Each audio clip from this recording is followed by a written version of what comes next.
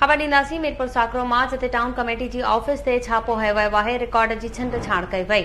मीरपुर साकरो मां ॿुधायूं पिया एंटी करप्शन सर्किल ऑफिसर नज़ीर अहमद टाउन कमेटी जी ऑफिस ते छापो हयो। छापे दौरान गुज़िरियल 2 सालनि खां निकिरंदड़ बजट बाबति पुछा गाछा कई वई। ज़रियनि जो चवणु आहे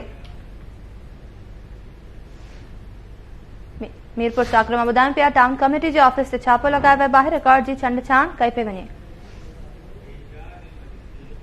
इन जा अपडेट्स मालूम कंदासीं। टेलीफोन लाइन ते मौजूद आहे KTN न्यूज़ जो रिपोर्टर एजाज अहमद शेख। जी एजाज। जी मानूर, मीरपुर साकरो एंटी करप्शन के सर्कल ऑफिसर नज़ीर अहमद टाउन कमेटी मीरपुर साकरो के ऑफिस से छापो आयो है जैसे रिकॉर्ड की छंडछाड़ जारी है।